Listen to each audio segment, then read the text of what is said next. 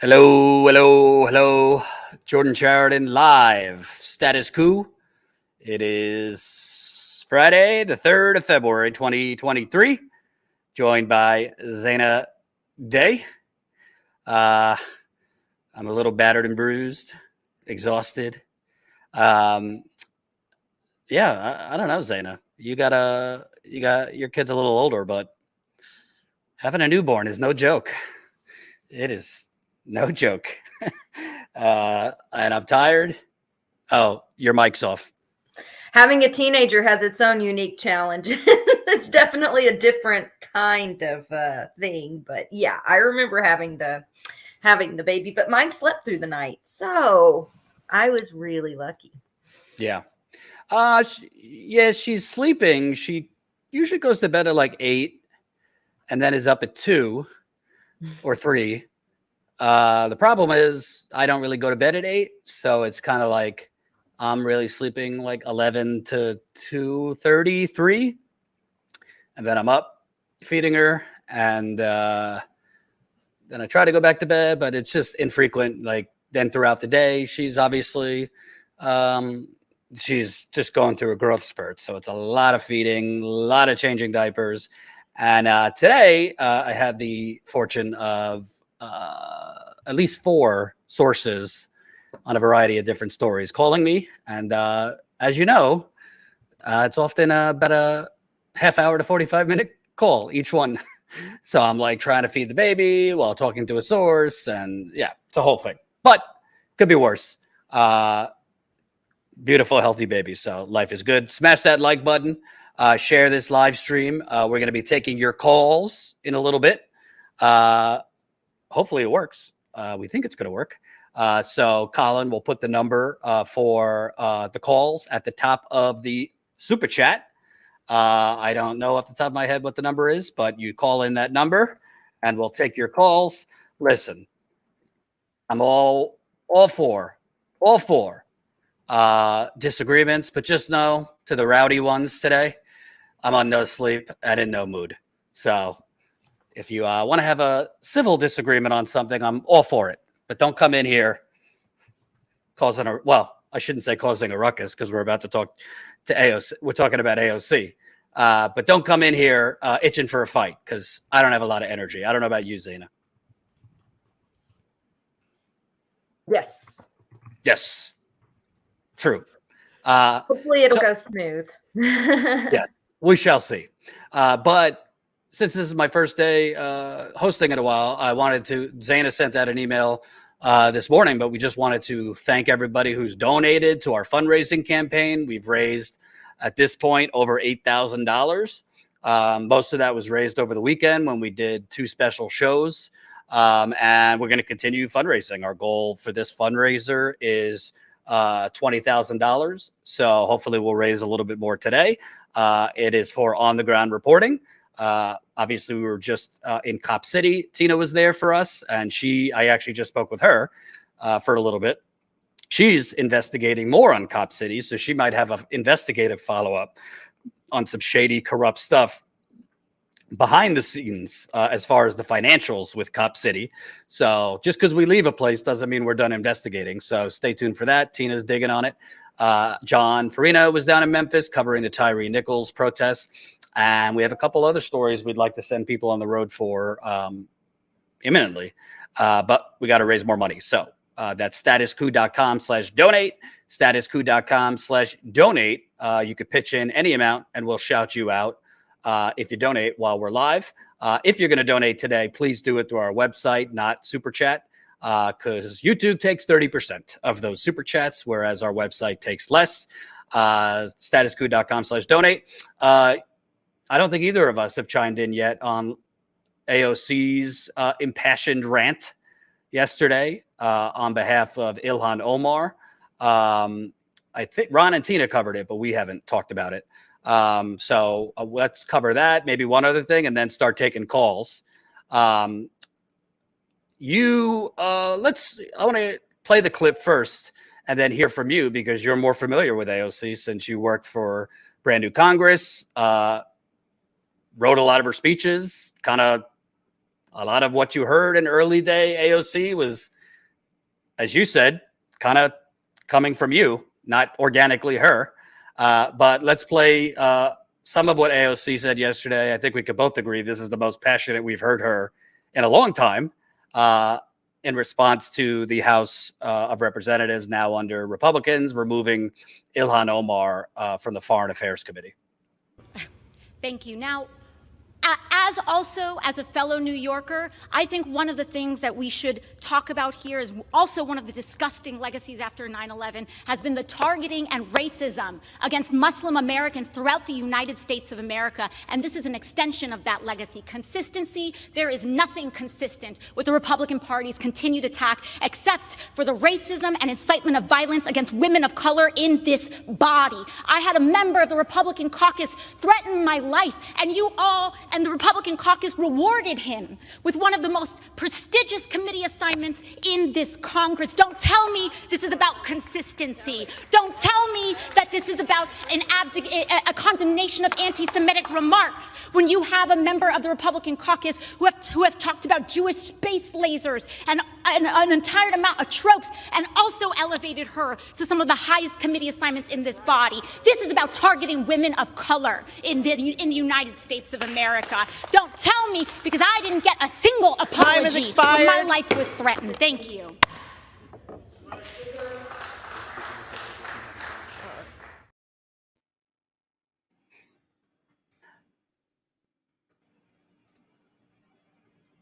You're muted. Oh, I'm muted. Dang. I said, well, I have a lot of thoughts about that.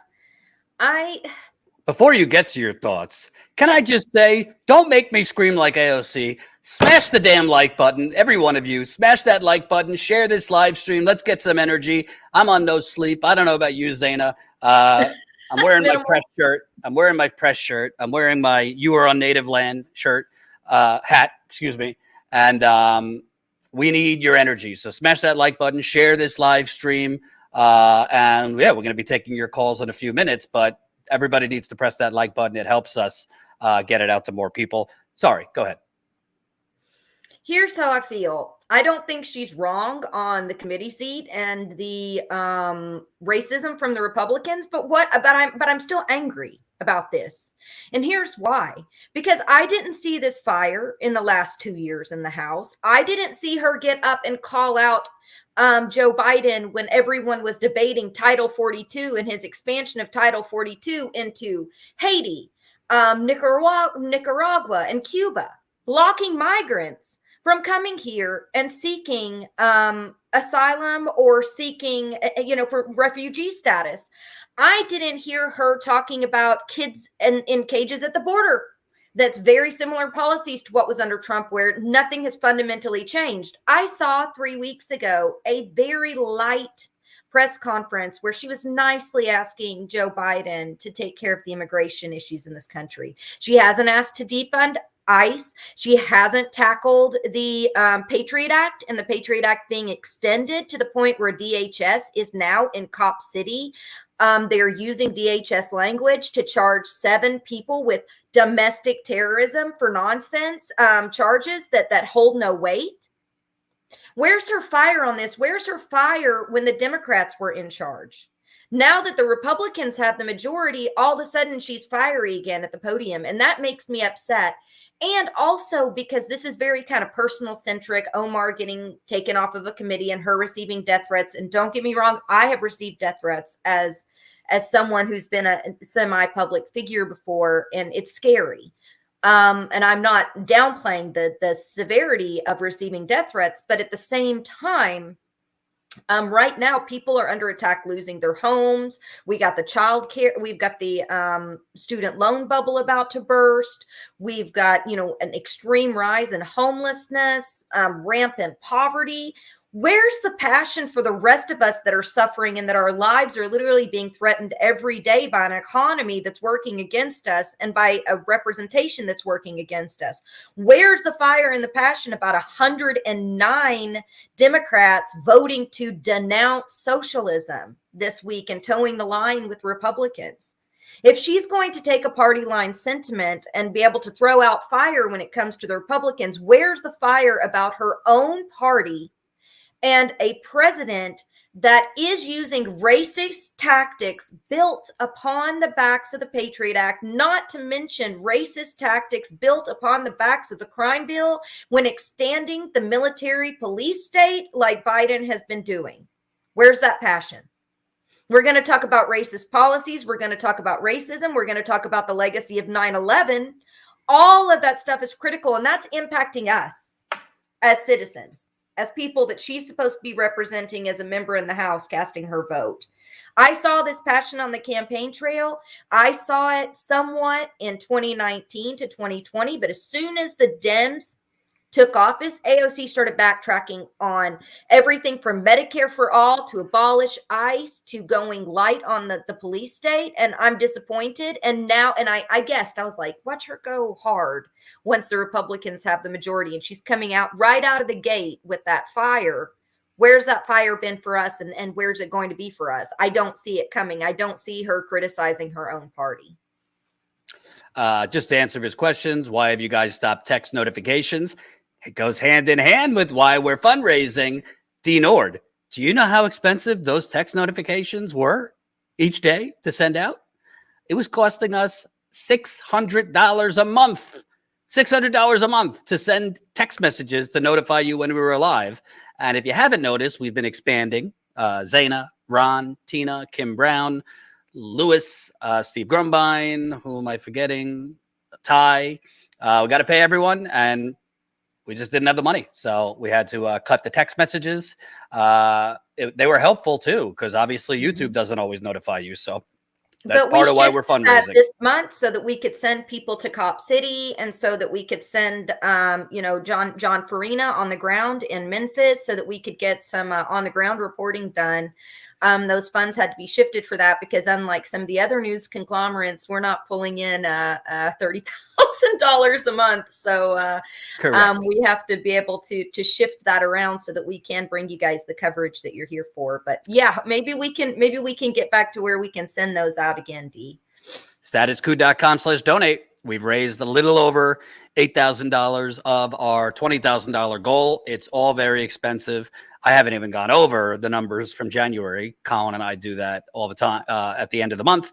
But, listen, everything's more expensive. And to pay people a decent wage for their contributions, Tina, John, all the hosts we have on now, it costs money. So that's why we're pushing for donations right now, as well as people signing up as monthly members, which you could do at statuscoup.com/join.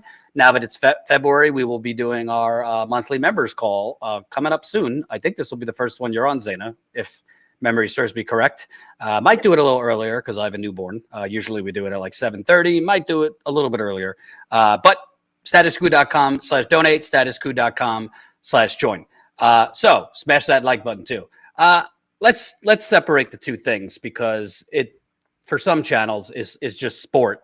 Oh, let me mention, you just mentioned the Substack. See, I took melatonin for the first time last night, and my brain is not working right today. Yeah, I used to pop melatonin like it was candy. You can sign up for our Substack, where you'll get a notification before we go live too. That's statuscoup.substack.com. You could sign up for free to our Substack. So let's separate the two things. Number one, I mean, I can't say anything in opposition to what AOC said about Ilhan Omar. I think it was right on the money. I could tell you, just from my purview on the road these last few years, there is we talk about a rise in anti-Semitism in this country. There is a rise of Islamophobia in this country. I've seen it at Trump rallies with, people holding signs, with Obama next to Osama. And I've seen signs of Ilhan Omar. So there's definitely Islamophobia. This is not about her supposedly making anti-Semitic comments. I mean, I'm Jewish, whatever. Some of the things she said might have been like on the line, but she apologized for them. I don't think she meant anything by it. And to tell you the truth, most of these rich white people could never understand the story of a Somalian refugee and what she went through. So maybe she does have some thoughts on Israel that are warranted. So, her and Rashida Tlaib is Palestinian. They're going to have thoughts on Israel, on the occupation, on those kind of things. And it's not anti-Semitic if you're just not like part of the Israel Could Do No Wrong Club, which has been the United States government since the birth of Israel. I mean, I'm not like burn down Israel. I mean, my wife is Israeli. I believe it should exist, but you can be critical of Israel. You could be critical of the government of Israel. You could be critical of the way they treat Palestinians. You could be. He was specifically critical of AIPAC. That's what started all of this. Which AIPAC is known to bring money into for anti-Palestinian legislation and funding for the military-industrial complex and the police complex in Israel. So calling out AIPAC, would be like calling out our police industrial complex in a lot of ways. It's warranted. And by the way, I'm just going to say it, and I'm a Jew, so come at me if you want. The reality is some of the biggest donors in this country are Jewish on both sides, Republicans and Democrats. So that's why a lot of these Republicans and Democrats are aghast if anyone criticizes Israel or AIPAC or you name it, because some of the people writing the biggest checks happen to be Jewish. That's just a fact. I could tell you because I've done deep dives and done reports on donors dating back to 2016. A lot of them are Jewish. That doesn't mean they're bad people. It does, for the most part, mean they are very, very super duper hard on for Israel, and any criticism of Israel or AIPAC or anything like that, you're an anti-Semite. So I think AOC was right on, and I don't have anything wrong with it. Frankly, we should have been hearing this from the Democratic Party all along. But Pelosi kind of, slapped her on the wrist and gave her a scolding. And the corporate Democratic establishment was not very strong in their, support of Ilhan Omar. We should also add, this, Zaina, and, some other channels belittle this. But these are these women get more death threats than any politician on Capitol Hill, perhaps other than the president. I know from speaking with people who work for them, and Zaina, you might know this too, they're receiving death threats all the time. So we could have our political disagreements with them, which I'm about to get into with AOC, but this is not just, hardball, sleazy politics. These people and their families have had threats, not just online, but in person. So you have to remember that when, the whole left is doing piñata to the squad, you're not the one getting death threats constantly. But on the politics of it, I can't help but watch that AOC rant and basically say, great, but these are the layups. If we're talking about basketball, this is not courageous to do this. This is not a hard thing to go against. You're going against Republican hatred. I mean, that should be an easy thing, and that's not courageous for you to do. That's kind of expected that you would do that if you're a progressive. But where was the hand waving and, the moral outrage during a deadly pandemic when Democratic Party and Biden, literally their solution during COVID was to expand COBRA. You ever been on COBRA, Zaina? I have. It is essentially you get fired from your job or whatever the case may be. Oh, you could keep your insurance from the place you just got fired if you pay $600, $700 just for the privilege to keep the shitty healthcare. And that's just people that are insured. I mean, there's tens of millions of Americans that don't have insurance.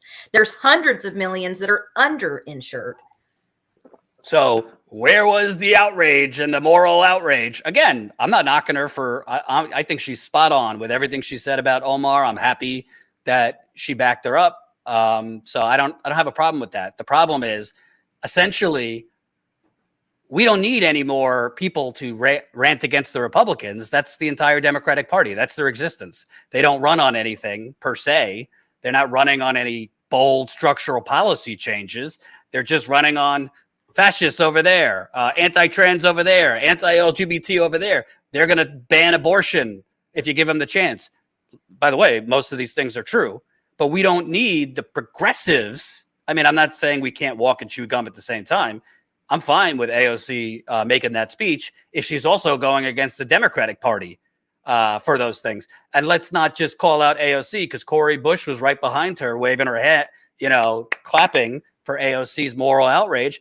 I haven't seen Cori Bush going at the Democratic Party the way that she certainly went against local politicians in St. Louis when she was an activist. She went against police during Black Lives Matter.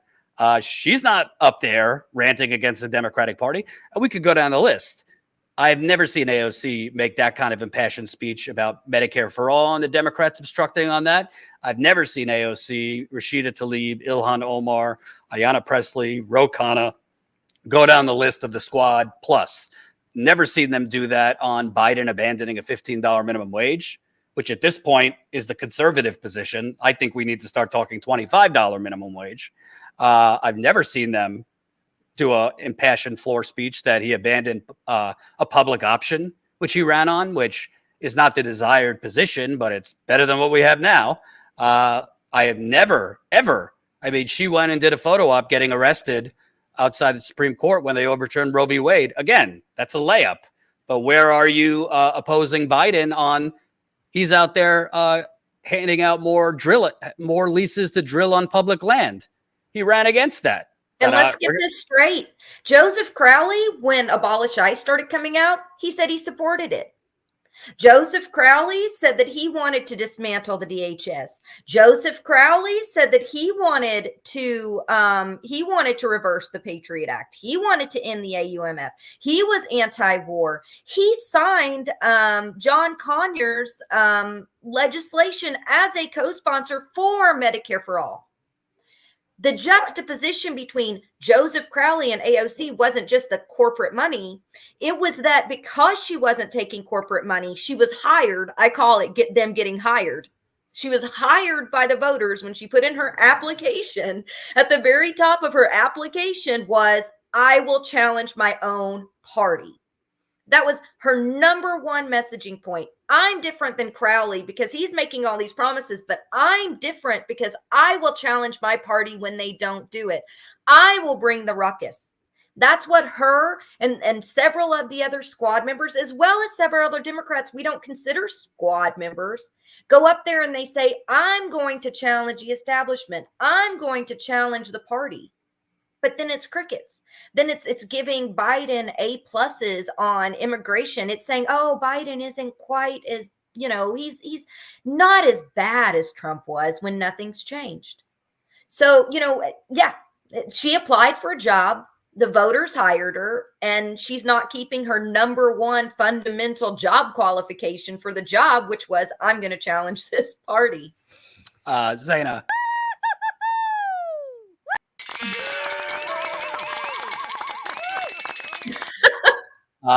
Big ups. Got $20 from Frank, $25 from Isaac, $10 from Allie. So we're now at $8,045 raised. So I can't do math. What is that? $8,000, $20,000, $12,000 left to go in this fundraising drive. So keep it coming. StatusCoup.com/donate. StatusCoup.com/donate. And the problem is, and this isn't political analysis. This is just the eye test, right? And it's just human psychology. And this isn't only aimed towards AOC. This is all of them, the squad, Ro Khanna, all of them. You could just tell they're not as outraged at the Democratic Party or their colleagues as they are Republicans. They don't get as angry, outraged. And if they are, they're not showing it. And don't get me wrong. I mean, there's plenty of hate to go around. I mean, the Republicans are just, it's getting to the point now where they're not even hiding the racism. They're not even hiding the disdain for trans people. It's wear it as a badge of honor. They're not hiding kind of that they want to move things backwards. So there's plenty to go at the Republican Party, and there's plenty to hate the Republican Party about. And there's plenty of sirens that need to be going off, because I do believe there is a real fascistic movement growing in this country. However, what is emboldening that fascistic movement is basically a neoliberal movement that's been expanding for 40 years. And It's people tend fascist to... too. It's fascist too, Jordan. Yes. A neoliberal fascistic movement. I think on the Democratic end, the fascism is more corporate. I think on the Republican end, it's more, the white supremacy and violent conspiracy. But fascism, whatever color it is, it's still fascism.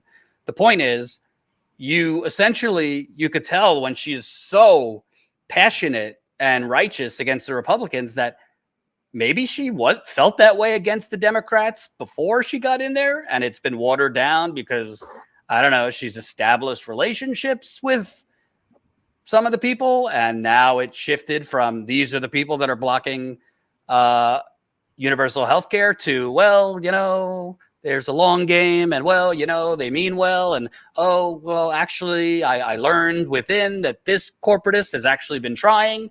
And it's just politicians, they might start out good, but they twist themselves into pretzels to make every rationalization known to man. And at the end of the day, you have a young Nancy Pelosi here, maybe not on policy yet. Maybe she still believes in progressive policy, but on the virtue signaling, on the substancelessness of it. And it's not just Zaina, the floor speeches. Then she goes on CNN with Anderson Cooper and continues it. Again, righteous and articulate. And I'm with her on the merits, but she's not doing that on the countless things that Biden has abandoned in the few things that Biden ran on. And by the way, now is the time, if you are progressive in the Democratic Party, we just saw a 29-year-old be beat to death like a piñata in front of our eyes. There was a double amputee in California. Ron and Tina covered it earlier this week that was just killed. A double amputee in a wheelchair, police killed, as that double amputee was fleeing. I don't see them doing a passionate rant on the House floor that their colleagues in the Democratic Party have watered down the George Floyd policing bill to the point that it wouldn't have even saved George Floyd's life. There's enough progressives right now, supposed progressives. I don't think that they're progressive, but there's enough people on the progressive caucus, if they wanted to make this an issue, to where they could have called an emergency meeting, or they could have called a general session, and they could have used that general session to talk about Biden's police funding and mention what's going on in Atlanta, mention what's going on in Memphis, raise hell about, the police violence we're seeing across the country, especially in these two moments when people's eyes are on it. Where the hell's that session? If there's enough members of Congress and there's enough in the Progressive Caucus to call this, then the Republicans can't stop them. They have no excuses. Where's that session? Where's her fire? I saw Cori Bush behind AOC there clapping and cheering her on. Cori, where the hell are you on calling this session against Biden's police funding? This is a good point too.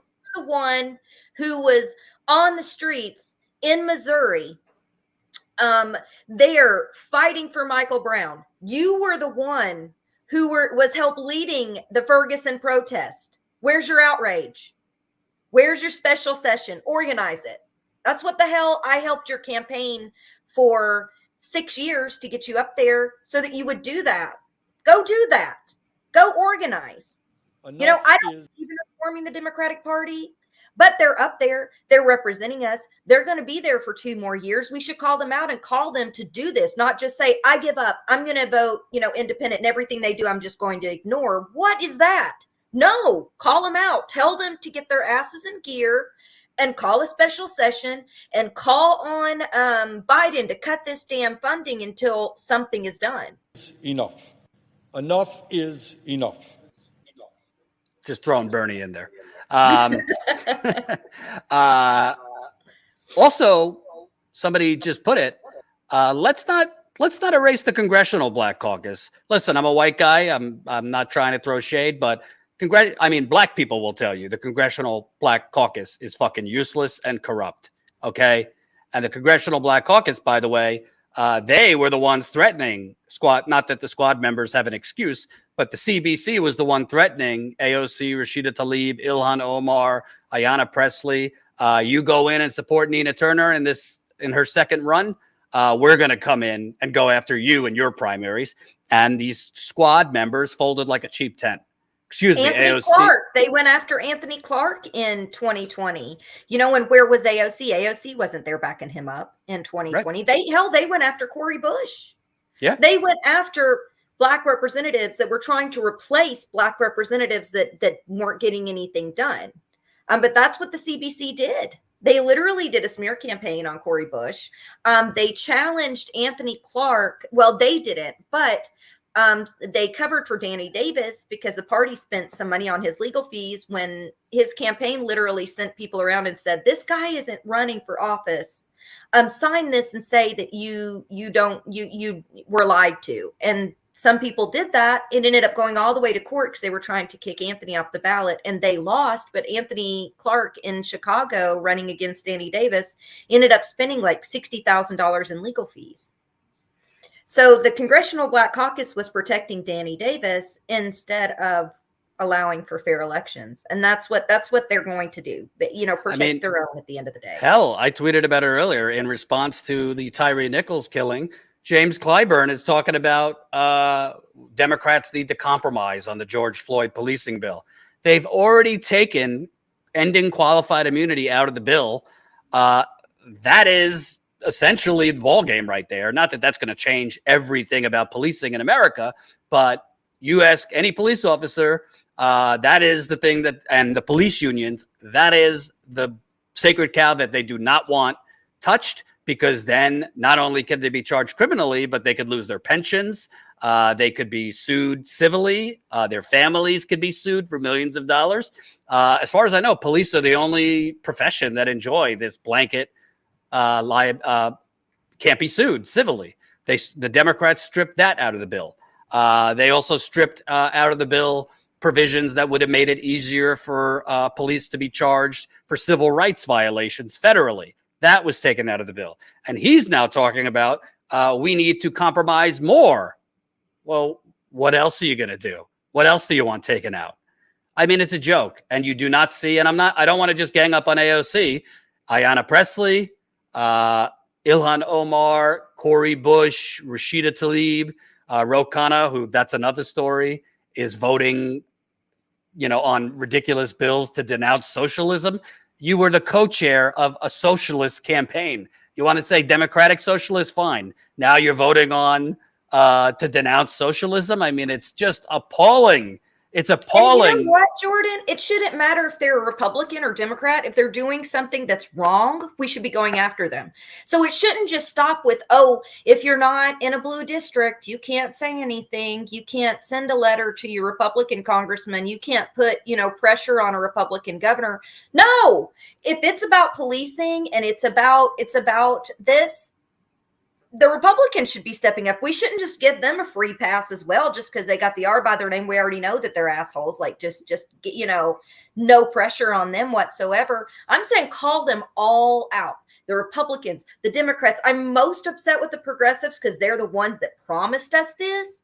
But we should honestly be calling them, every single one of them, out. Republicans, Democrats, progressives, Tea Party members, whoever they are that's up there, all of them.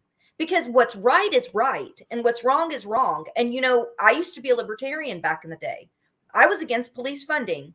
Back then, there's plenty of Republican voters that are against police funding. This is something that you may be able to get a lot of independents on board to do an action to even call Republicans.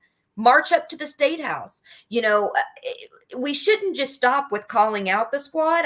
Call out the squad, hell yeah. But we should be calling every person that's going to be in office up there for the next 2 years. And as well as our state houses and local, because the spending and the abuses are at the local level too and the state level. So, by the way, we should be calling out our governors. We should be showing up at our state houses because we actually might be able to put more pressure at the state houses at the local level on some of this stuff than we can even Congress. So, and by the way, what is the point of having them there if they're not going to be calling out and continuing the pressure on certain things. We just saw it's the same thing as mass shootings now. A black guy gets killed. There's coverage of it for 3 or 4 days. It ends quicker if there's not violence, because that's the sickness of American media. If there's not cop cars on fire, if there's not violence, they'll cover it maybe for 2 days. But the truth is, the squad and the progressives, they should be out continuing to put the pressure on police unions. And that police unions are buying off the politicians. They should be out talking about how much money is going to the Memphis Police Department and the Minneapolis Police Department and the New York City Police Department and the Los Angeles Police Department and the Chicago Police Department. We depend on them to do the job that the media isn't and keep the pressure on, because if not, people are tired. People go out for a few nights to protest, and then they go home until the next black guy is killed. And in 2023, the police discretionary funding from the federal budget was increased by 12%. Remember when Biden did his whole weird red lighting behind him speech? I don't know if you guys saw that one. It was really creepy. That was all about, police spending and military spending. It's a $1.97 billion funding in discretionary funding. And so that means with discretionary funding, tracking is lighter of where that funding goes. Absolutely. So 1.97 billion, a 12% increase over 2022, going out in 2023. Unbelievable. All right. And an increase supposedly of 350,000 police on the streets is what Biden said in his speech. Absolutely. Let's start rocking on taking some of your phone calls. Colin, tell people how to do it, and tell Zaina and I how to do it on our end. Yeah, so I put it right there. It's also pinned in the super chat. You can either call 719-STATUS1, or if you want to use a web browser, you can go to callinstudio.com/show/ there's a lot of S's in there, Status Coup. And you can join the show there, and it's that's pretty much it. And then we'll add you guys in. And just one thing to note: while Jordan and Zaina are talking, you will be muted. So we'll essentially wait till Jordan or Zaina finishes their point to come back to you. So it'll be sort of a back and forth like that. And what does Zaina and I have to do? Just click on the link you sent us? Yes. Give me 1 second.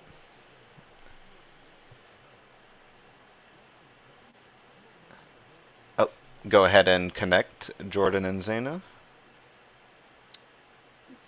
Jordan.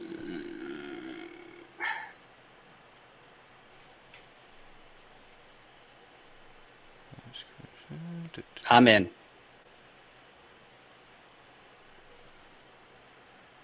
Perfect.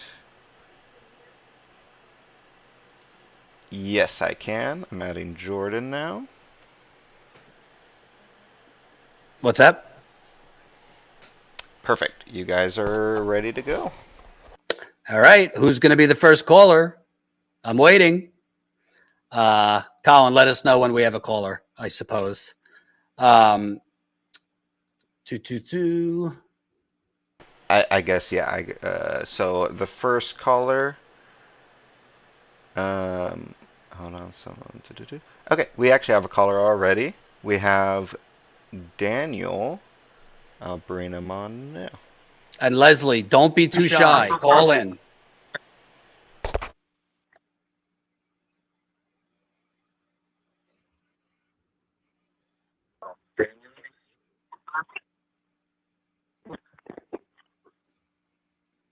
Leslie, don't be too shy.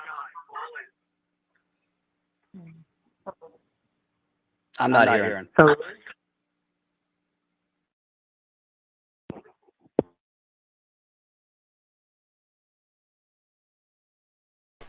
Okay, we might have lost him. One moment.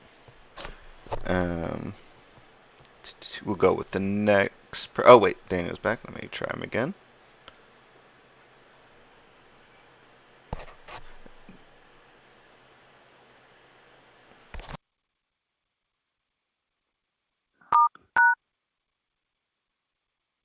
Go ahead and say that one more time real quick. My name is Tony. I want to discuss trans rights.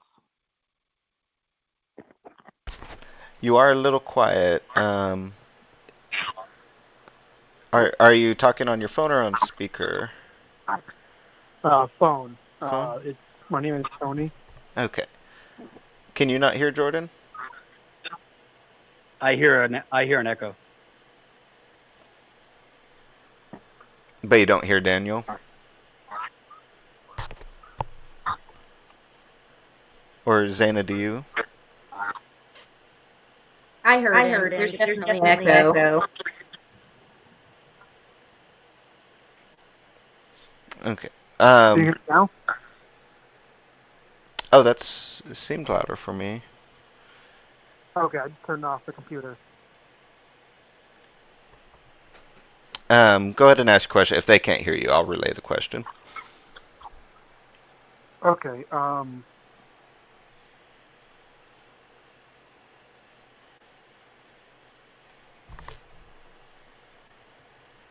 So my question is just that I would love to see more coverage on the show of these anti-trans bills in red states right now, and I know of someone I think would be a great guest for that.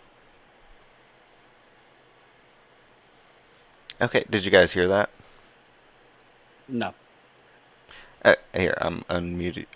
Or you can unmute in StreamYard now, Zaina. So he asked, or said he'd love to see more coverage on the show of the anti-trans bills and stuff that are going on in red states, and also mentioned that he knew someone that he thought would be great for that for the show. Yeah, definitely. I think that I believe Trump just proposed just banning gender affirming care, period. Not just for young people, but if he became president, banning gender affirming care. So I think that's really what they're trying to do.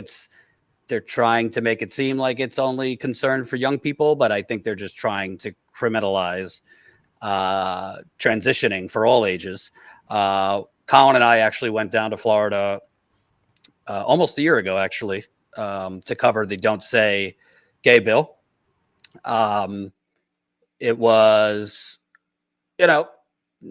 not easy because I think it was the week that Ketanji Brown was up for her Supreme Court hearing, and it was also the start of the Russia-Ukraine war. So we didn't really get a lot of viewers, but I was proud that we went down there because I think the hatred, the culture wars, although some on the left ignore them or portray them as a distraction, it's really, they might mean it as a distraction, but there are real victims, namely, gay, trans people. We saw in Texas, the governor was trying to basically criminalize parents with trans kids. And I've seen it. I've seen it on the road. I mean, when I was arrested in St. Louis covering a Black Lives Matter protest, they put a trans girl in a separate cell, by herself. This was 2017, so it's only gotten worse since then. So yeah, we'll definitely try to cover that as much as possible. I know, Zaino, we've talked about that before. There's a journalist I follow on Substack named Aaron Reed who covers this stuff every day. He'd be great. In case you didn't hear, he meant, what was the name of the journalist again? Aaron Reed. Eric Reed. He mentioned on Substack that covers this stuff. You should, and Jordan will probably say this, but I'll mention, if you have people like that you would recommend for the show, definitely send them to info@statuscoup.com as well, because that's a good, that way we can verify, oh, this is the correct person to reach out to and all that good stuff. Yeah, I'll send them your email. Yeah. And I don't know if you had a response to that, Jordan or Zaina? I mean, I think it's important. I think in the professional boxing match between Trump and DeSantis coming up, it will be a race to the bottom of who hates trans people and gay people the most. and some really scary policy proposals. So yeah, we'll definitely cover it because it's definitely a possibility with this Supreme Court that some of the victories that the LGBTQ movement have fought for many years can be rolled back, in addition to, new restrictions against trans people in particular. And we should note that also trans people have incredibly high suicide rates. Florida actually has the highest youth suicide rate for LGBTQ people. Probably not made easier since its governor has created a culture war against them. So yeah, we'll try to cover that as much as we can. Well, it is essentially cultural genocide. And some people try to downplay it. I'm even seeing sentiment rising on the, some factions of the left about, economic reductionism, that LGBTQ issues are woke. No, this is a very real issue, and it is the rise of Christo-fascism, and wrapped in with the issue of LGBTQIA, especially attacking the rights of trans individuals, making it illegal to transition, essentially, is cultural genocide. We also are coupling that with growing, the whole red pill alpha male audience are some of the same, or pundits are some of the same ones that are peddling anti-LGBTQ rhetoric and potential policy. It's the same people that are that support anti-abortion laws and are, that's literally killing women across 23 states right now. So all of this is going on, or birthing individuals, all of this is going on across the country.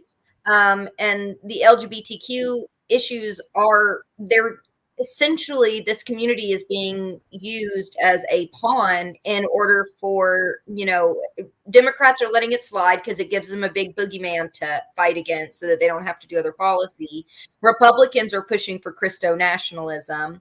And no one's doing anything about it while it's happening. So the more people that we could talk to that's impacted or learn about legislation that might fly under the radar, the better. Because it's hard to always know exactly what's coming down the pike in states and local municipalities. But if you guys are hearing of things that are happening in your local areas, please reach out and let us know. Because a lot of this legislation that's coming down the pike isn't federal right now. It's happening at school boards. It's happening in state houses. So please let us know.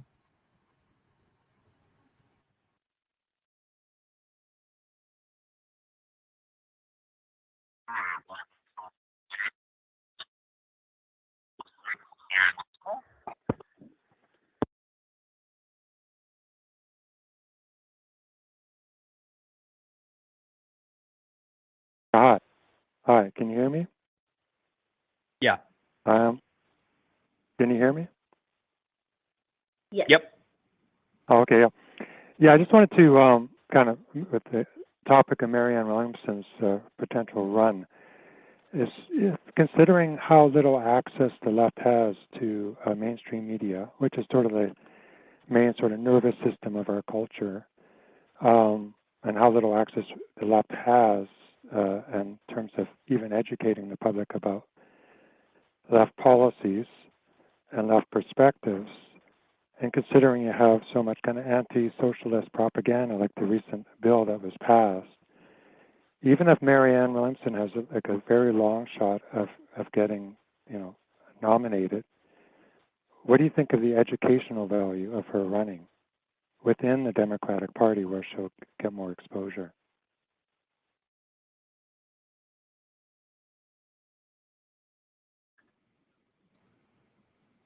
Colin, could you translate? Because I just heard an echo the whole time.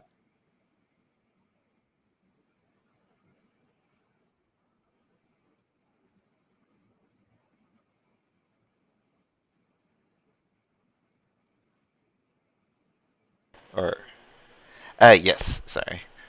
Yeah, or you may want to try Colin next time too. That might work. Yeah, okay, I'll try to make it shorter. So the left lacks access to the main means of communicating with the general public, right? We don't have access really to corporate media. YouTube algorithms, tend to suppress or not highlight left perspectives. Even if it's a long shot, isn't there like an educational value to Marianne Williamson running to educate the public? So you're kind of pushing left progressive policies from the top and the bottom, right? So you're doing groundwork in terms of labor organizing and all that stuff, but you're also getting someone in a prominent position to educate the public. And I think there's value in that, and if it's a long shot. Okay, yeah, so he basically was talking about the difficulty of getting the left message out, both in mainstream media and in independent media, because of things like the suppression mechanisms and stuff like that. So even if it's a long shot, do you see the value of a run like a Marianne Williamson 2024 to help, even at minimum, bring that message out to a larger audience that otherwise would not be aware? I think is a summation. Aspect of activism is central, the comms aspect of it, which seems to be downplayed by the left often.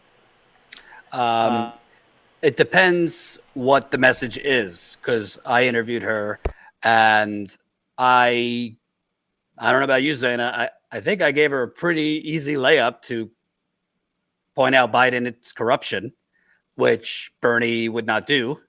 My belief is all this fracas about running in the Democratic Party or third party, none of that matters. The distinction between running in the Democratic Party or third party, if we're going to have the same kind of candidate that kind of beats around the bush, whether it's third party or Democratic Party, and kind of sort of goes after Biden and the Democrats, but never past that line, won't point out just the total corruption of it all, won't point out that Biden for his whole career has been corrupt, won't point out the policies that the Democratic Party watered down because of the special interest they're getting. Not only point it out, but explain to the American people why this is why we have things like inflation. This is why we have things like just unprecedented income inequality compared to other countries in the world. This is why during a deadly pandemic, all you could get was a $1,200 check and a $1,400 check. So to me, in theory, would Marianne talking about progressive policies and advocating for Medicare for all and things like that, would it help? Yeah, but not if she's not going to go all the way. Not if she's not going to be on a debate stage and say, Joe, President Biden, you lied about your civil rights record. You are the reason, not the whole reason, but modern day, your crime bill ushered in mass incarceration, which Bernie would not go after Biden for that. You lied about your civil rights record. You never marched in the civil rights movement. When you were vice president, were leading negotiations for President Obama to cut Medicare, Social Security as part of a grand bargain. And there's no reason to think you wouldn't do that again, because all you do is talk about debt. You're always crowing about how much debt and deficit you've cut. So to me, is it good to educate the people? Great. But we're not interested in just educating. You need to persuade the people, because why just run for vanity? I'm not going to lie to you, whether it's a third party candidate or running in the Democratic primary, it's not a solid chance we're going to win. Definitely not third party, but running in the Democratic Party, there is no solid chance with an incumbent president. It's never happened to unseat an incumbent president in a primary. But I was not encouraged when I interviewed her that I gave her an opportunity to point out Biden's corruption, and she would not do that. So if she won't do it to me in an interview with a YouTube channel, I don't expect her to do it on the Democratic debate stage. And I can't get in her head. I don't know why that is. Maybe she doesn't want to go all the way because she's in a certain station in life. She's a well-known author. I'm not calling her Lucifer like some of these other channels. I don't think she is. I don't agree with her on everything, but I think she means well. I think she's genuine. I think if she runs, she's not doing it for vanity. She would be doing it because she truly wants to spread the message. But at the end of the day, I think one of the big reasons Bernie Sanders lost is because he didn't actually contrast to Joe Biden. He thought like, oh, let's just run on the issues. You know, that's nice. But you have to not only run on the issues, but you have to, Xana, I mean, you're a campaign professional. You got to cancel out your opponent. You have to convince the people why this person is not the right person, policy-wise, morally, leadership, vision-wise, electability-wise. Kissing their buttocks ain't gonna get you anywhere when you're running for office. I mean, you have to be able to draw a distinction. You know, here's the thing. I disagree with you on one thing, and that's, you know, that we keep saying it's an impossibility to run independent and then never try when 70% of American voters are registered independent. 70%. And a large percentage of those don't vote because they don't feel like they have an option. So we have this whole voter base out there that we're not reaching. We're kind of basing everything on the neoliberals, and it is almost neoliberals across the board. Some of us, you know, regular working people turn out to vote, but over a lot of who votes are like suburbanite middle America. You don't have as much the blue collar workers, you know, turnout is really low in urban and metropolitan areas. And so right now, we have a whole base of voters that have never been motivated, that could potentially be mobilized by an independent candidate. So you and I kind of differ on that a little bit. I do think they're going to be up against a mountain when it comes to fundraising. They're going to face a media blackout. So they would have to think outside of the box in the way that they set up their races. And also people don't realize that there's access to tools like your emailing platforms, your organizing platforms, that the parties have even fundraising used to be, but there's a new fundraising apparatus out there called Anadot that is open for independent candidates for the first time in several election cycles. They just started, I think, 2 years ago. So before, parties had monopolies on all of the tools. And if anyone independent or a third party started their own apparatus, the other parties would sue them if it was any bit close to what the apparatus is like. It's something called Act Blue is what the Democrats use for fundraising. And then they also use that NGP van, it's called, for organizing. But NGP and Act Blue were both suing people that started something similar, and supposedly they were nonpartisan nonprofits, but only catering to Democrats. So you had that. So there are barriers. I see the barriers, but I also think that one of the things that I really think about when you had mentioned, you know, educating, when the caller had mentioned educating, we don't need educated. We don't need talked at. I see where they're coming from, but we don't need educated. We don't need talked at. The majority of country doesn't need persuaded, because the majority of the country supports minimum wage increases. They support support for unions. They support Medicare for all. When you've got around 40 to 50% of Republicans that support Medicare for all, and around 90% of Democrats on almost every poll across the board supports universal single payer health care, who the hell are we convincing? People are already convinced. Even the majority of Republicans are against these abortion laws. Only 12% of the country support the anti-abortion laws. We don't have to go out there and convince people that the right to choose is a right. We don't have to go out there and convince people that we need to take care of climate change. We don't have to go out there and convince people about tuition-free college or minimum wage increases or worker protections or health care. We're convinced. We're just waiting for someone to go out and anti-war. The majority of Americans are anti-war. The majority of Americans want to see the DHS disbanded. These are all polling that you guys can look up and see. So when it comes, it's like this idea that we have to keep convincing, when what we really need to do is have a candidate and have a movement that mobilizes. That's what we're missing. We mostly agree on all issues. The fringe right and the neoliberal left, they get all the airtime, but they're such a small minority, both of them. So most people agree. And that's the thing with educating. We don't need Marianne to come in and talk at us. And that's sort of what came through in the interview with her. We need her to listen and to understand that we don't need convincing. We need her to stand strong on these issues and stand strong in opposition to the establishment that has been against us getting these critical policies passed that people have been crying for forever, crying out for. Obama made it to office based on universal health care twice, and we still didn't get it from him. Twice. That's what got him seated. I disagree with you. But before I disagree with you, let me just clarify. My point was, I don't think a third party candidate could win the presidency in 2024. I would love to be wrong, but I do think a third party candidate could be more competitive than in recent years for all the reasons. Oh, a third party candidate has no chance. I'm talking about somebody running independent. I hate to say that because I support third parties, but third party apparatuses that we have currently, I mean, maybe the Green Party can get there, but people don't understand how hard it is. I mean, if we don't have a third party other than the Greens that could potentially run somebody, and maybe the Libertarian Party, but to build a party, it can take about a decade for you to be able to get all the state parties that you have to get before you can get FEC registered as a federal party. That's a long haul plan.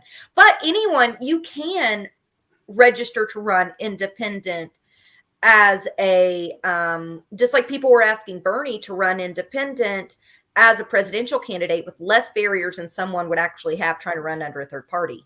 Right. No, I guess the point I was trying to make, I would be fine with Marianne running as an independent or anybody running as an independent. I personally don't think they would win in 2024. I think Bernie actually had a chance in 2016 after he dropped out, because Hillary and Donald Trump were the most unpopular candidates of all time on both sides. I think if he would have ran independent in the general or Green Party, he might have had a chance because of the moment we were in and how unpopular those two were. I could lie to you and pretend that I think an independent or a third party had a chance in 2024. I don't, for a lot of the reasons we've already discussed. However, I'm all for somebody doing it. I'm not going to I also don't think the two are mutually exclusive. Like, if Marianne Williamson or somebody decides to run in the Democratic primary, all right, you might not be happy with that, but you could recruit and run your own candidate for third parties. So it's like Marianne Williamson or Nina Turner or whomever it is not the be all end all. If they decide to run in the Dem primary, you might be against that for your own, fuck the Democratic Party reasons, but that doesn't preclude you from, or people who really only want to focus on a third party candidate, from recruiting and finding a third party candidate, in my opinion. But why I disagree with you is I think I get what you're saying, on the issues, because polling can be twisted in certain ways, but once you break it down and you put it in plain spoken English on healthcare and a lot of issues, people are with us, even conservative people. However, I think that because of the media brainwashing that is the United Corporations of America, and because particularly, and some people don't like when I say this, but it's true, the silent generation, the greatest generation, which is the older people, the baby boomer generation, actually millennials outnumber the baby boomers at this point. However, as a percentage of people who actually come out and vote, the baby boomers come out way more than the millennials. So in terms of persuasion, I think we do need to persuade those people, not really on the policy, because I think if you unwrap it all, they're not necessarily totally against the policy. Even in every single state during the Democratic primary, Medicare for all had majority support. Every state, even the states that Bernie lost, even Mississippi and the southern states, Medicare for all had majority support. I think the persuasion, and this is why I was not exactly impressed when I gave Marianne the opportunity to just say, listen, our politics is corrupt, our president is corrupt, this and that. You need to start persuading these normie Democrats that, you're voting for corruption. Our system is corrupt. You're selling out your grandkids. And you have to have an answer when the media predictably is going to come after you as divisive and not a team player and not a real Democrat. That's what Bernie was lacking. Bernie was right on the policy, and Bernie was right on uplifting people. But people look at Trump in the Republican primary. I could tell you very little had to do with policy. People liked that Trump called them corrupt. People liked that Trump came off anti-establishment. People liked that Trump was, I mean, he was full of shit, let's be clear. But he was talking about reining in Goldman Sachs. He was talking about reining in Wall Street. He was talking about, this isn't a good answer as a Republican, but we're going to give everybody health care. But I was at the rallies. People were eating up that he would say the C word, that he would point out corruption, that he seemed authentic. For some reason, they've fooled you into thinking that wouldn't be popular on the Democratic Party side. There's a way of doing it. You don't have to say, the president in front of me has no soul. But you could say, listen, every other country in the world has health care. They think we're the radical ones, that we don't. And there was just a deadly pandemic, and President Biden continued to take this much money from pharmaceutical companies, this much money from fill in the blank, private insurance, this much money from Wall Street, who is heavily invested in pharmaceutical companies, and tells us we can't do universal health care. Meanwhile, he sent $100 billion to Ukraine like that. So, Joe Biden might be a nice guy. He might kiss babies well, and he might be, lunch bucket Joe, but he's got a corruption problem because he's taken the money from these institutions and during a deadly pandemic would not expand healthcare. And here is what that did. People do need to be persuaded on that. And I got news for you. Maybe the baby boomers, they would think that's extreme, and maybe the MSNBC crowd would think that's a little much. Young people would like it.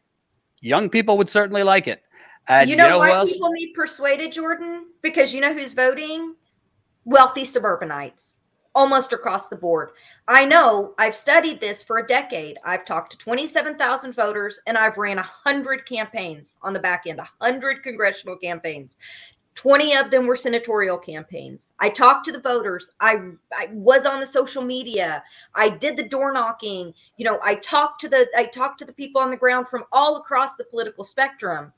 The problem is there's not voter drives. We're not out there reaching people. Yes, some persuasion has to happen, but everyone is so hyper focused on this small pocket that votes, and that small pocket is neoliberal wine moms and people from suburbia, that they aren't reaching out. And then no one's from where I'm from, down here in Appalachia, that are talking about this stuff, that are pundits right now. They ain't lived in poverty. They ain't worked blue collar jobs. So they're still kind of talking about it from that exact bubble where they're surrounded. I'm not saying you're doing this, but almost everyone is surrounded by a neoliberal bubble, because almost everyone that we have out there that does news and journalism is from the coastal regions.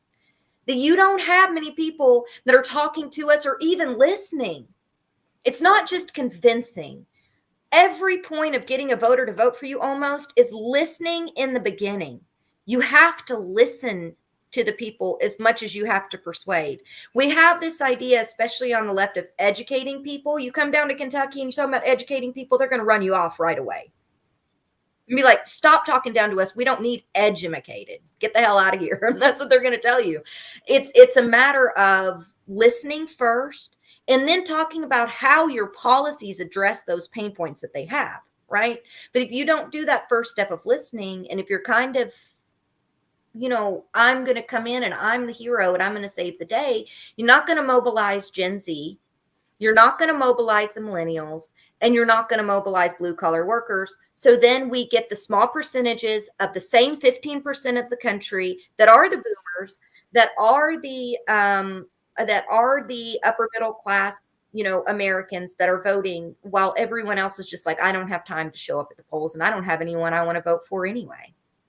And I mean, there's tons of research that's been done on this, but I think you're right. But this is going to sound terrible. I care what people in suburbia needs. I care about what they want. But my problem is the focus on that. Every race I've ever ran, I've always got these people that come in from the DC Beltway, and they tell my candidates, you got to appeal to the stereotypical Democratic voter to win in every single race. When most of the time, some of these places had really low voter turnout. And if we did registration and we got that, but they appeal to that small fraction, they never draw out the bigger. And so a lot of times they ended up losing because the neoliberals are still going to vote for the Democratic incumbent when they're challenging them, and Republicans are still going to vote for the Republican. And if you're running kind of centrist light and you're not really offering a juxtaposition and you're not talking to poor people and you're not reaching them, they're not going to vote for you. Americans don't vote at the end of the day. I agree with you, but I think the point I'm trying to make is hardball politics works. I'll give you one more example on the Democratic Party side. Yes, don't go, that we agree on.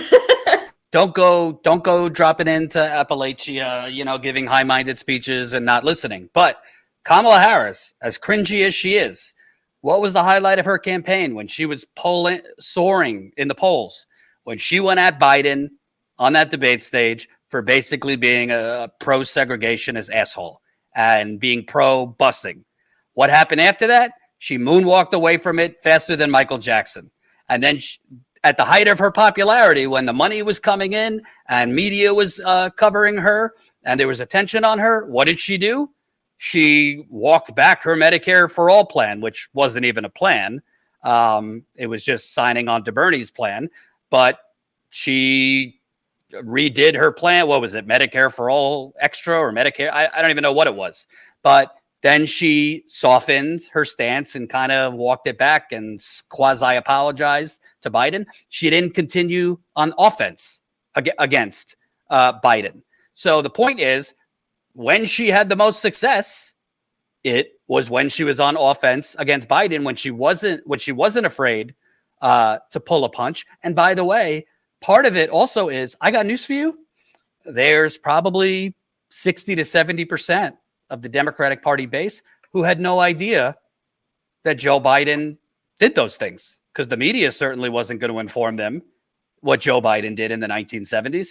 That's why I thought it was a major, and I know, and there were people in Bernie's campaign like Nina Turner pushing for him to do it. I promise you, most Democrats in America, most Democrats in South Carolina do not know that Joe Biden made up his civil rights record, that Joe Biden made up that he went to apartheid South Africa when Nelson Mandela was freed to meet with him, that Joe Biden probably don't even know the full nature of everything Joe Biden did with the crime bill. Now, does that mean that Bernie Sanders was going to win South Carolina? No. But if Bernie Sanders would have read ads pointing out Joe Biden's lies, pointing out the damage the crime bill did, and that he made a mistake voting for it, so taking ownership, maybe a 30-point loss goes down to a 20 to 22-point loss. That matters in politics. So that's my point. Yes, the listening and all that, the mobilization, absolutely. And not just during election years, but all the time. But if you're not going to contrast, MSNBC is not going to do it for you. CNN's not going to do it for you. And whether it's conservative voters or neoliberal voters or libertarian voters, corruption across the board, people don't like it unless you're the 1% and you are the corrupt. Well, that's what the other people from the DC Beltway came in and was like, go soft on this Democratic incumbent, go soft on them. And some of the candidates learned, they were like, damn, I should have went hard on them. Like playing nice didn't help anything. No. And so not drawing a juxtaposition, some of them was fire, but I had some, races that I helped with that they listened to that line and they refused to hold the incumbent's feet to the fire. And when they refused to debate the incumbent, when they refused to draw that juxtaposition, when they really refused to focus on the policies, but also call out their record, I would give them Oppo research and they'd be like, that's too much, and it never went well. Right. So the ones that actually got the closest to winning or won were the ones that really challenged the incumbent every time. So you're absolutely right about that. I saw that happen in real time. I got daddy duty soon, so maybe one or two more. Zaina, you could keep going if you want, but I got to go soon. Okay. I'll thank you, Sam, also. We'll move on to next person. And by the way, can I just state, we are still fundraising. So you could call for free. We're not charging you, but feel free. Anybody watching right now and listening, drop a donation. We're over $8,000 raised as part of this latest fundraising campaign. It's going to on-the-ground reporting and expanding the team. We're trying to raise $20,000. We've already raised over $8,000 in a week. So hopefully, if it's within your means, if you could pitch in even $5, let's keep on earning a couple more bucks so we could keep on inching towards $20,000. It's February 3rd. It would be great if we could hit that $20,000 goal by the end of the month. So we have $12,000 left to go. StatusCoup.com/donate to make that happen. Okay, so next up, let me unmute here. We got Kyle has been waiting for quite a while, so thank you for waiting. And you're in. Hello. Sorry about that. I just wanted to call in to say I'm nervous, so give me a chance to get my bearings together. I've been contributing to you guys for about 6 months now, and I love what Jordan does. I watch all his stuff out there, but I agree with the young lady there. I cannot think of her name right now, but I agree with her, and I think if we were to go and do third party, I think we could get people out there, because no matter what, if we run with the Democrats, they're still going to ignore us. They don't care. I was in the military for 15 years. I'm a disabled vet, and I've been contributing. I used to contribute to TYT. I contribute to you guys. I don't contribute to them anymore. But I love what you guys have to say. But if we can get some people out there, it will be awesome. That's all I have to say. Did you get all that, Jordan? I got none of it. I'm just hearing echoes. Okay, I got it. I heard you, Kyle. I'll relay it. No, you're good. It's an audio issue on Jordan's end. So basically, he had said he's been a. But I was saying that I agree with the young lady there. I mean, I've been with Status Coup. I've been a contributor for about 6 months now. I love what Jordan does. I love when he goes out and he does his stuff. But I believe the young lady has it right on. I mean, we really need a third party. We really do. They're going to ignore us no matter what we do. They are going to ignore us. They hate us. And I just wish we would do something to do. I've been a military vet. I was in the military for 15 years. They don't care. They don't even care about me. That's all I want to say. These people don't care. I saw Nina Turner on your show, and she has so much passion. I love when she talks. I wish she would bring that passion to the stage, because she would have my vote. I gave to her. I still give to you guys. I give to RBN. I don't give to nobody else. You guys are awesome. That's all I have to say.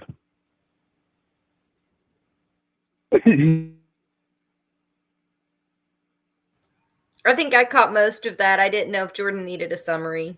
Yeah, I didn't hear it.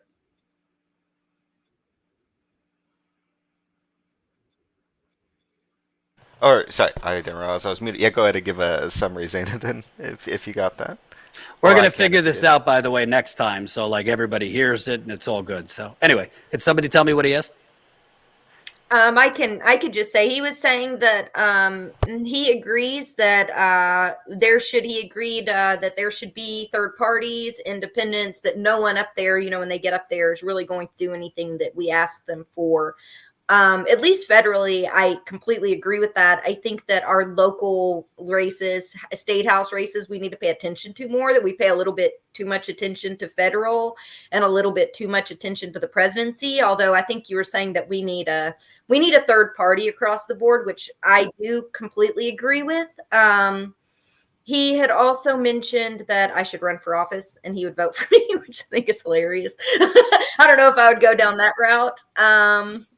But that was basically it. He was thanking me and thanking us for talking about, the third party route, and saying that he agrees with that.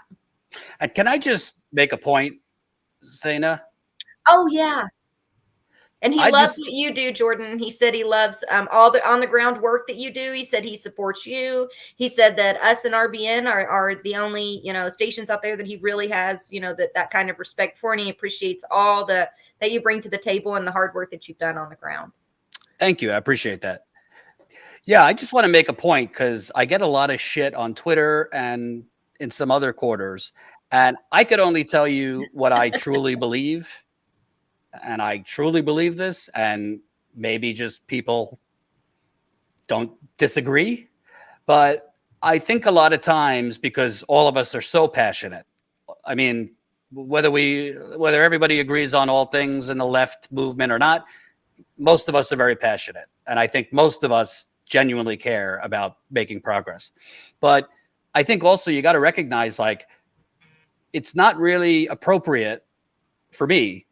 Like, I can't be rallying and cheering and pom-poms for overtaking the Democratic Party or third party. Like, that's not really a journalist's role.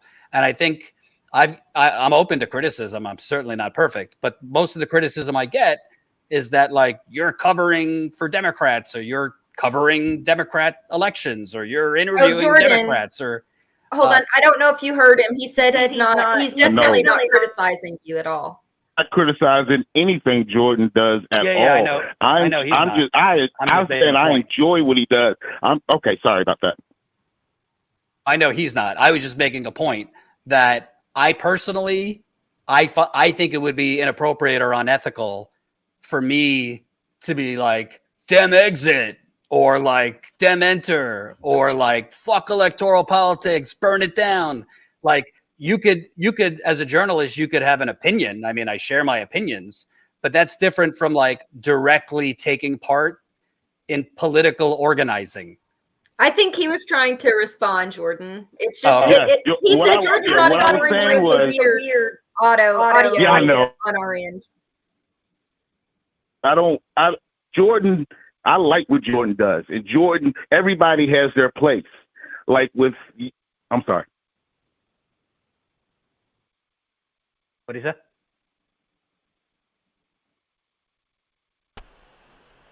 What is that? Did you cut out there, Kyle?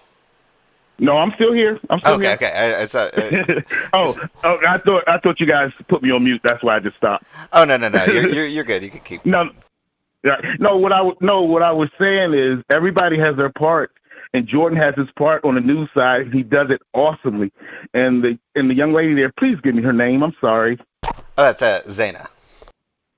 Zaina. And Zaina has her part, and she has some passion there. That's what I'm talking about. That passion right there will get my money any day of the week. I can't go out there because I'm a disabled vet. I can't walk the streets. I'm a disabled vet. But I definitely will put my money where my mouth is. I definitely will do that. If we get a third party, I'll do phones. I'll do anything. I don't care. I'm sick of these people. They don't care about us at all. I'm sick of them. AOC, I had so much. That was a show she put on. That thing on the floor, that was a show. The dance, what was the dance back and forth? I'm sorry. I need her to do that for us, not for, I don't know what that was for. They need to fight for us, because right now we're losing. We're losing out here. That's all.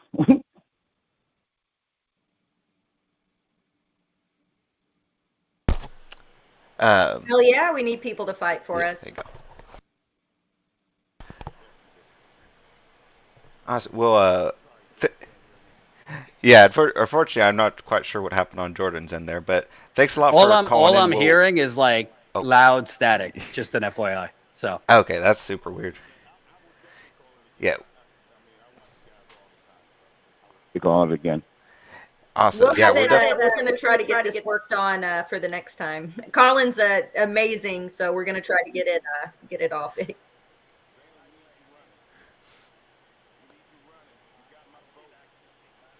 As far as I know, can I just raise my hand? I believe actions speak louder than words. As far as I know, we've interviewed more third-party candidates at this channel in the last year than anybody else.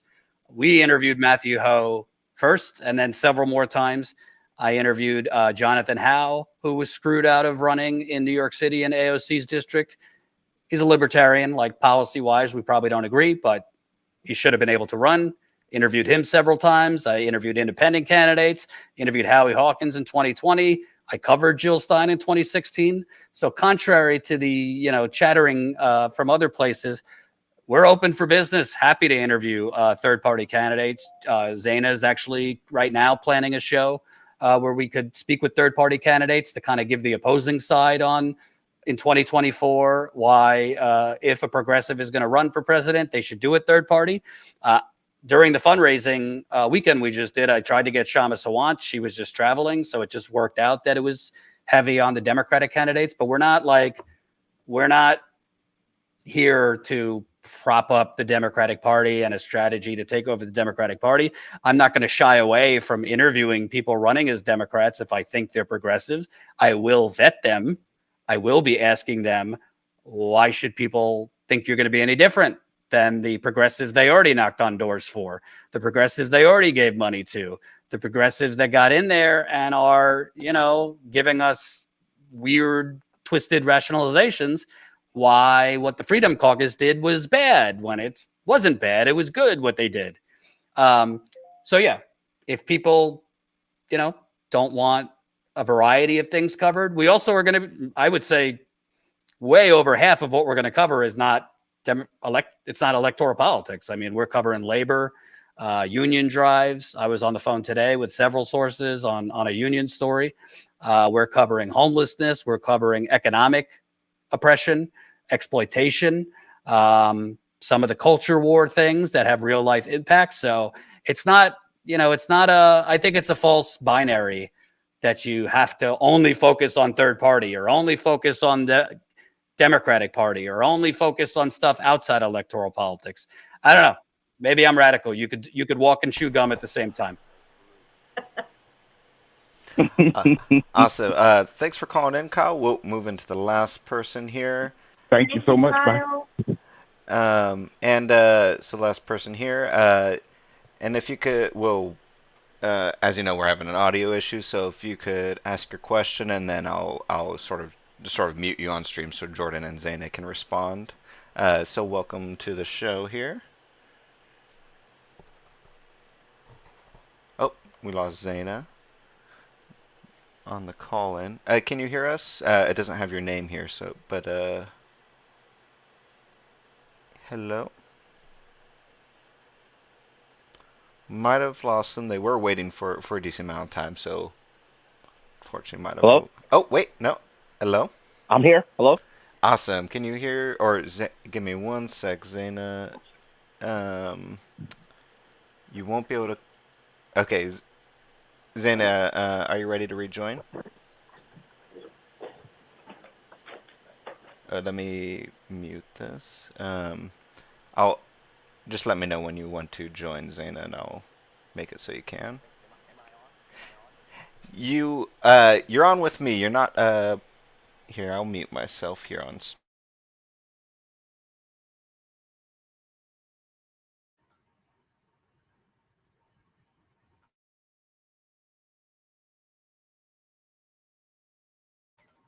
Sorry, it's waiting for connection.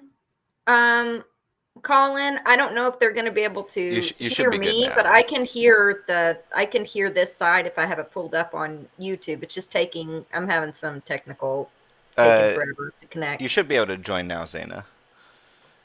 If you want to double check that. Perfect. Okay, so you are good to go now. Let me unmute you. All right, you're on the stream now. If you want to go with your question. Hi. Am I being heard? Hello? Can you hear Zaina? Okay, perfect. I can't hear her yet. She's muted right now, so you can go ahead with your question, and then I'll switch it over to them to respond. Okay, that's fine. Yeah. Sure. Just opening. I'm Christopher calling from Pennsylvania, and I just calling. I too want to piggyback underscore the comments made by the previous caller about Status Coup. Love Status Coup. I've been following Jordan since he was in his mama's kitchen, and since he came up with the name and the whole thing. And I think, Status Coup should be mainstream media. We should have it next to CNN. It's essential news information. So I'm gonna start there. Can I go to part 2, or are they going to comment, or?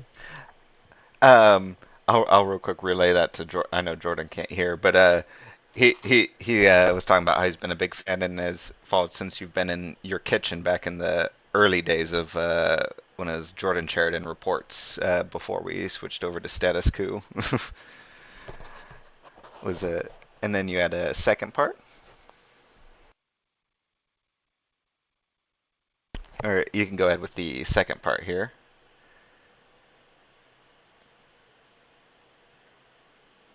So he was complimenting us. Yes, or are you still here? I believe it was Charles. Was it Charles? Oh, From Pennsylvania, Christopher from Pennsylvania. I believe. Christopher. That's what it was. I was like, He said since he was in his mama's kitchen, when we first wrote out and heard the name, he's been following us. He thought the name was really cool, and been following you guys since Status Coup was launched, and it's a long time listener, first time caller. he had a second part of a question, but I think we might have lost him, unfortunately, unless he comes back pretty soon here. Well, I'll say, I was applying for something the other day for us, and I had to go through a bunch of of our content from the last few years, and I looked at some of the promo videos that Colin has put together, and I was just, I don't know. I mean, I was just very proud of everything we've done. Not just me. I mean, yeah. You've come a long way. Can you hear me? Yeah. Oh, okay. Yeah, Status Quo's come a long way, and I love it, and I want to keep it going, and I support. But part two, I got a problem. I think we look unserious. I think the progressives look unserious if they're seriously talking about having Marianne Williamson or represent a third party run. We don't look good. Progressives don't look good, and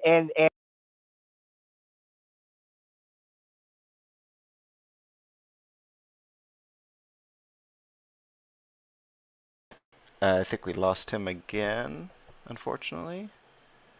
But did you hear that, Jordan, actually? Oops, sorry. Did you hear that, Jordan? I just heard Marianne Williamson. Okay. He was discussing how progressives seem unserious, essentially, when putting forth people like Marianne Williamson to sort of lead this sort of cause, and it makes it sort of unserious versus the and that's sort of where he cut off there, unfortunately. So I couldn't get his full. Oh, I hear him now. Okay. Hey, did you want to finish that thought real quick? Yeah, can I finish my thought? So I'm looking at Zainab, and I'm looking at Ron Placone, and I'm looking at these people, and all they do is trash elected lefties.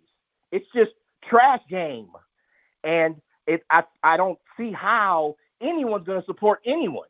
Like, I don't see how you're going to get the left, the American left, whoever, Bernie voters, Bernie cracks, to support anyone, because it's as if we are our worst enemy. And you got people like Placone on there, and you got people.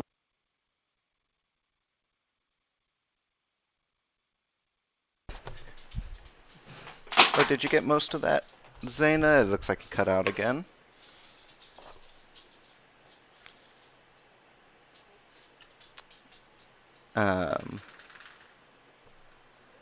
Sorry, it's dropping on my end, but I think I got most of that. What I heard, Christopher from Pennsylvania. First time I heard the name. The other ones I missed, and I'm so sorry. But he was talking about how he's listened to Ron Placone, he's listened to me, he's listened to others, and that he had a whole lot of faith in AOC when she first got elected, and hope that more things would get done, and how over time, he's lost faith, and he doesn't see how people can have any belief that anyone that we're going to elect is going to do what they promise to do when they run. So sort of what's the next step? What's after that almost everyone or we are electing, essentially, is what he was saying, isn't going to do anything for us or hasn't done anything for us when elected, even ones that we believed in.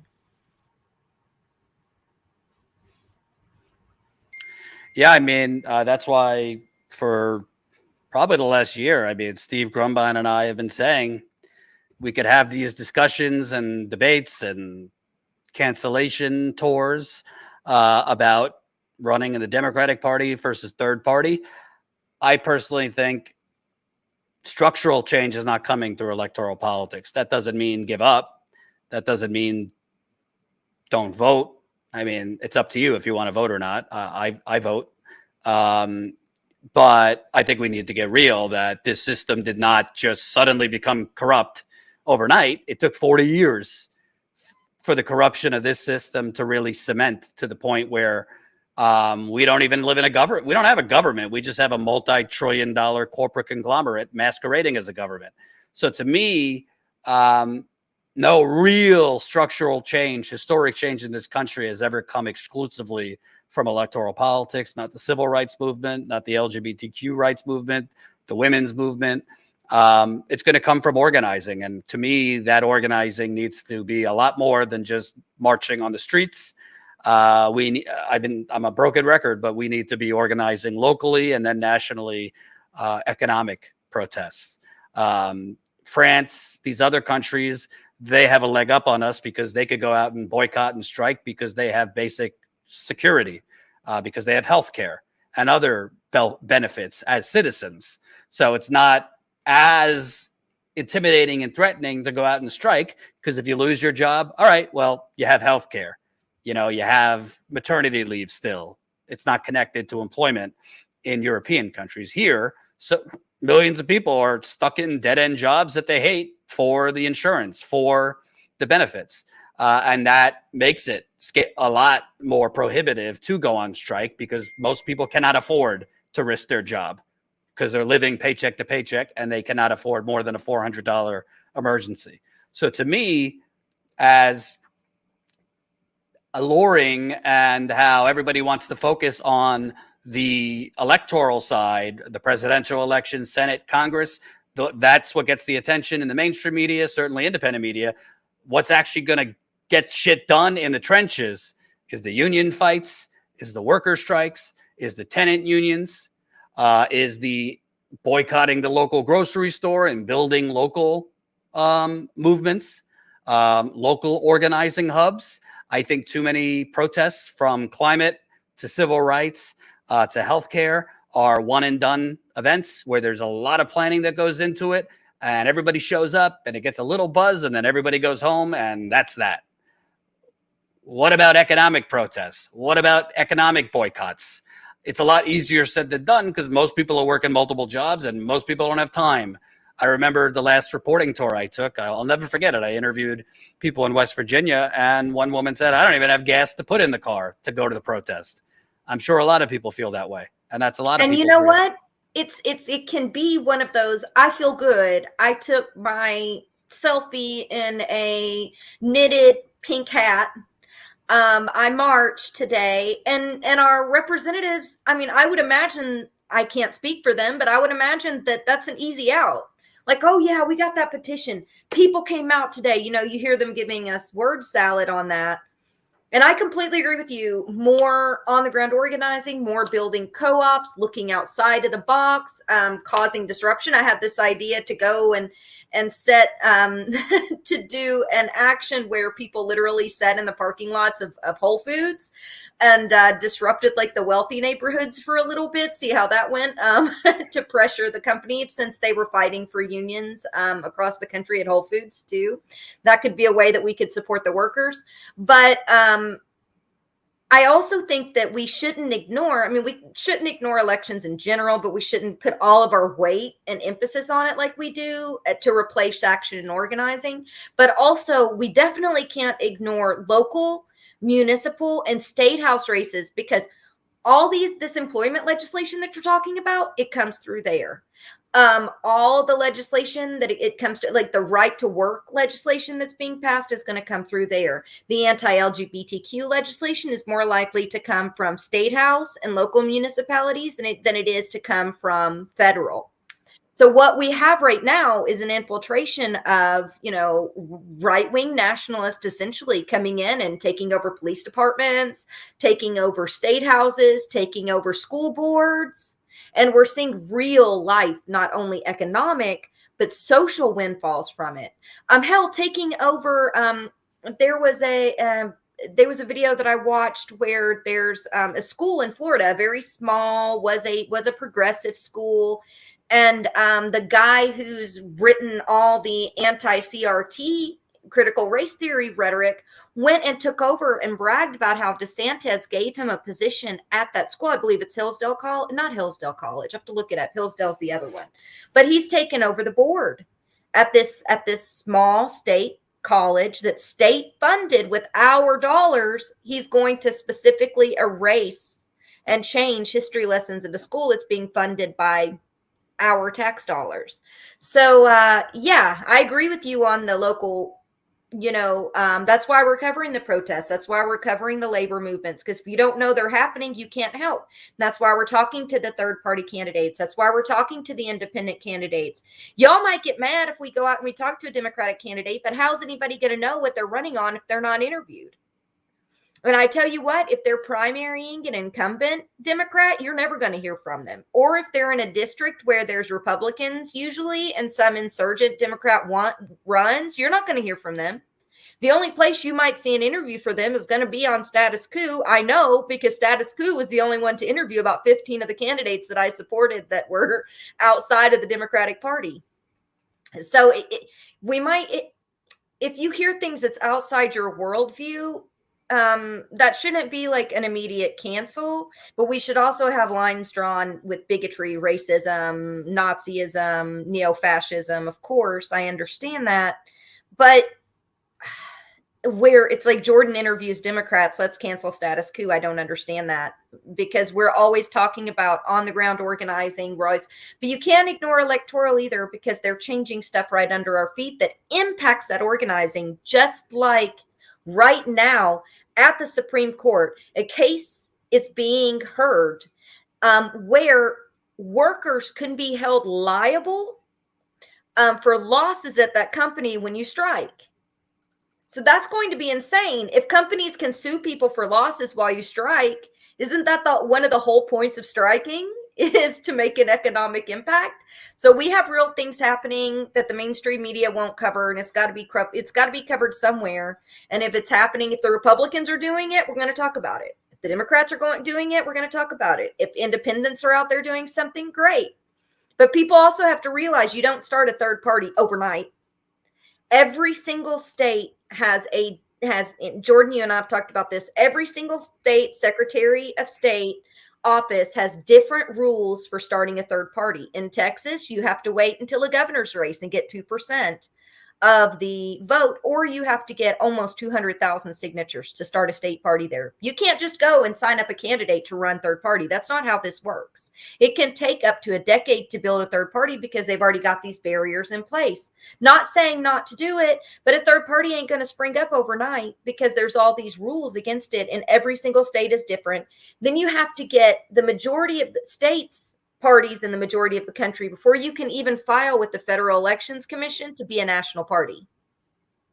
And also, and I'm sorry, but I got to run because I gotta, yeah. Sorry, I was going on a rant there. No. But before I go, Zaina, you and I have talked about this, but to all the people who are saying cancel anyone who's running as a Democrat, it has to be a third party. Okay, great. Let's say we all do that. We're all in a utopia where we're done with the Democratic Party and we're only focused on a third party. Ask them next, after they've convinced everyone, no more running in the Democratic Party and only third party. Have them present to you, because I promise you they don't have it, what is their organizing strategy? What is their media strategy? What is their vendor strategy? What is their ballot access strategy? What is their marketing strategy? I just named 5. Zaina could tell you there's a lot more. ballot access, legal, marketing, vendors. A lot of vendors won't do any business if you're not in the Democratic or Republican Party. It sucks. It really sucks, but it's true. And even if you run in primaries against Republicans and Democrats, some of the vendors won't work with you as primary challengers. Just because you got a D by your name doesn't mean that they're going to support you either, though, Jordan. Right. So in my fact, point most is, of the time they don't. They don't. No, my point is, it's not enough to just say down with the Democratic Party. We got to do third party. People need an actual plan, and most of the people advocating for this, frankly, have never worked in politics a day in their life. They're podcasters. Nothing wrong with that, but people need to kind of come up with a plan. Because Zaina, all due respect, you were part of a group that the leadership claimed. They put out a lot of stuff that they were doing when in reality, not you, that wasn't them, happening. had no fucking clue what they were doing. Run candidates in a year at the People's Party, when in fact we couldn't even get ballot access in that state for another year and a half because of the rules in that state. The rules suck. I can't stand them. We do need that's one thing that I'm not a big fan of the Forward Party, but Andrew Yang's not wrong. We have to have the electoral changes, or we're not going to be able to build parties because they put up so many barriers. So, sometimes people are going to get really mad and they're going to say you're ushering someone in the Democratic Party if somehow some insurgent candidate shows up one day. They don't realize that if you just put a D by your name and you write that you're running Democrat, that doesn't mean the party's going to support you. And most of the time, if you're running outside of their money beltway and you're not handpicked by them, they're not going to support you. The Democrats are going to work against you every step of the way. Right. So, but they could co-opt you once you get into office, and that's a big problem too. Both parties. We can't keep voting blow no matter who, Jordan. It's literally killing us. I'm telling you, vote for whoever the fuck you want. That's not for me to tell you. I don't really care who you vote for. I'm telling you, because I'm honest with the audience, don't listen to people who are just telling you the first part of the sentence, run third party, but aren't presenting a coherent strategy or plan for how are we going to succeed. If they don't have any response or any organizing plan for the things I listed out, and Zaina could list out a lot more things that you need organized in a third party, then it's all bluster and talk. I don't care. You don't want to vote Democrat? That's fine. But you kind of need an organizing plan, and an organizing plan isn't like one-off protests a couple times a year. That's not a plan to have electoral success. All right, I got to go. Zaina, Godspeed, I'll wrap Colin. it up and go over the super chats and stuff. We're going to get the call thing fixed next time so everybody can hear everybody, and hopefully do it more than once a week. So thank you, everybody. I'll see you back here Monday. Thank you, Zaina. And talk to you soon. Okay, we've got both parties are traitors. Greens already have ballot access in a number of states. That's actually true. If the Green Party can they need to build a successful infrastructure and support candidates. And y'all going to have to fundraise. You need to fundraise for your candidates. I ran into a lot of Green candidates that are like, I refuse to fundraise. It's against my morals. And that's fine, but it's really hard to organize. And you want to pay people fairly that are working your campaign, not just volunteers. If people are putting in 40 hours a week for you. So that's something that's a barrier. But also we are going to have a show, and I'm specifically reaching out to people from the Green Party. I've tried to reach out to some folks from the Socialist Alternative because it's really cool what they're doing, and talk to them so that we can have this discussion with people that have ran and one candidate's an independent that we're going to talk about, what are some lessons that they learned, what are some ways that we could do better, and agree the third party has a pathway. But I also think Jordan's right for one reason. And one big point that he makes is that journalism shouldn't be telling people who to vote for. And I do commentary as well, but I started out as a journalist, I was an activist for other things, but I went to school for journalism. I started out as a journalist. I did investigative work. And one of the problems we have is that we have MSNBC is Democrat. CNN is Democrat or neoliberals, they're not even Democrat specifically. we have Fox News, you know, and then all their apparatus under that, and the Bannon umbrella of oh, what are those conglomerates I'm trying to think of? Ben Shapiro's, Daily Wire. We've got the Blaze, and a lot of people don't realize that the conservative umbrella has almost all of talk radio. And that's millions and millions of people that they reach, you know, tens of millions, if not billions, every week. So with all of that being said, we do need more journalism that doesn't tell people how to think, but just brings them the information. I know that that's hard to get when you're an activist, separating the two. It's hard for me because, you know, I've been an activist for so long. But if people don't know what's going on, they're not going to listen. And you can support third parties by interviewing those candidates, bringing them on, covering their races, covering the story, bringing people on from the Green Party and talking to them. But saying abandon the Democrats, even though I personally believe that, isn't really my job as a journalist to continuously, every time I get on, say that, or to completely ignore, you know, progressives that might be running as a you know, might be running, because people might want to know what they're running on and what their policies that they support if they only have two options. And it's somebody that's running for a state house seat. There might be a difference there. So, I mean, we just have to be, I believe that that's political maturity. And that's being honest. You know, in Kentucky right now, a lot of Democrats don't even run seats. We don't have third parties here hardly. The Green parties are completely inactive. Y'all come to Kentucky, come do some more stuff here, run some candidates, please. I don't even know if you have ballot access in the state. This might be one of the two you don't, but if you do, come organize here, do something, get some people, you know, seated up. But oftentimes red states are completely ignored. We've got a whole set of Republicans here that are passing anti-abortion laws that are killing people, right-to-work laws. They've closed down almost all of our clinics in the state. They've ceded temp work over regular work. So a lot of people working here are working temporary jobs, getting laid off, and then working temporary jobs again.